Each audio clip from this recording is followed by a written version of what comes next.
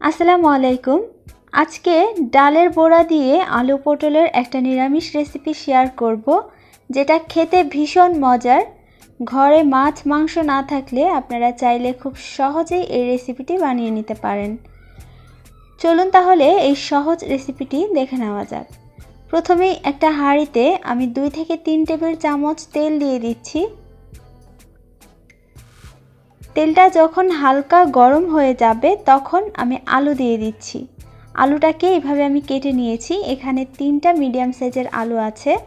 এর মধ্যে দিয়ে দিচ্ছি লবণ আর একটুখানি হলুদ। হলুদ আর লবণ দিয়ে এই আলুটাকে আমি খুব ভালো করে ভেজে নেব। এবার ঢাকনা দিয়ে ঢেকে দেব আর আলুগুলোকে ভেজে নেব। মাঝে মধ্যে একটু নেড়ে দিবেন যাতে নিচে লেগে না যায়। কিছুক্ষণ পর যখন আলুটা ভাজা হয়ে যাবে, দেখুন আলুর মধ্যে কিন্তু একটুখানি দাগ হয়েছে। এই দাগ কেটেই আলুগুলোকে একটু ভেজে নেবেন। ভাজা হয়ে গেলে এখন আলুগুলোকে উঠিয়ে নিচ্ছি।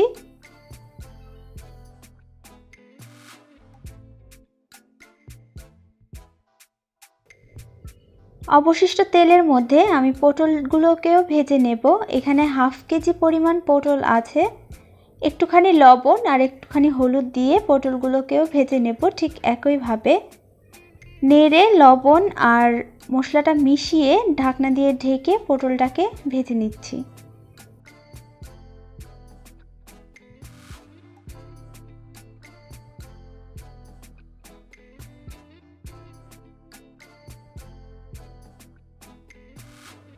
পটলটাও যখন ভাজা হয়ে যাবে তখন এরকম চামচের সাহায্যে উঠিয়ে নিচ্ছি। আর বাকি তেলের মধ্যে আমি ডালের বড়া তৈরি করে নেব। এইখানে আমি মসুরের ডালকে ভালো করে ভিজিয়ে 2 ঘন্টার জন্য তারপর ব্লেন্ড করে নিয়েছি। আর এর মধ্যে দিয়েছি অল্প হাফ চামচের মতো কালো জিরা, হলুদ আর একটুখানি মরিচের গুঁড়া।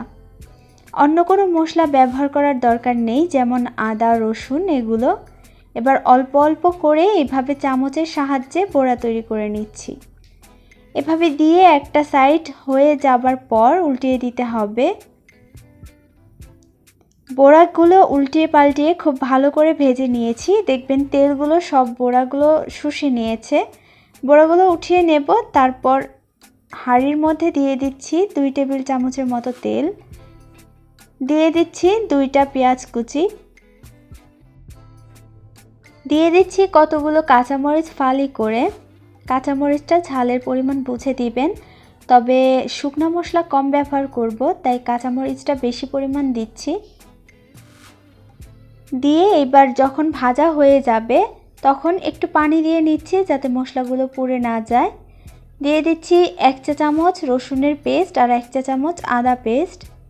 হাফ চা চামচ জিরার গুঁড়া দিচ্ছি আর হাফ চা চামচ ধনিয়া গুঁড়া। দিয়ে দিচ্ছি 1 চা চামচ মরিচের গুঁড়া আর হাফ চামচ থেকে একটু বেশি হলুদের গুঁড়া। পরিমাণ মতো একটু লবণ দিয়ে দিলাম। এবার একটু নেড়ে মিশিয়ে নিচ্ছি। আর এই মশলাগুলোকে ভালো করে কষিয়ে নিতে হবে। আমরা কিন্তু আলুতে আর পটলে লবণ ব্যবহার করেছি, তাই এখানে লবণটা কম দিয়েছি যাতে করে লবণ বেশি না হয়। যখন মশলাটা কষানো হয়ে যাবে আলু আর পটল দুটোটাই দিয়ে দিচ্ছি।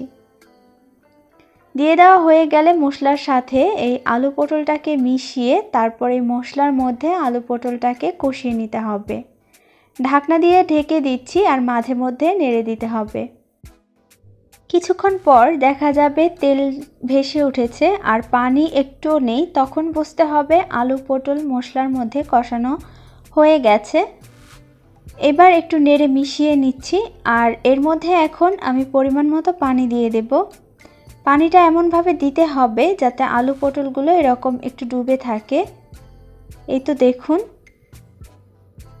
দেওয়া হয়ে গেলে এবার এর মধ্যে আমরা যে বড়াগুলো ভেজে রেখেছিলাম সেগুলো দিয়ে দিচ্ছি। এগুলোকে একটু ছড়িয়ে দিতে হবে যাতে করে পরে ভেঙে না যায়। ছড়িয়ে দেওয়া যখন হয়ে যাবে বাকি যে কাঁচামরিচগুলো ছিল সেগুলো দিয়ে দিচ্ছি।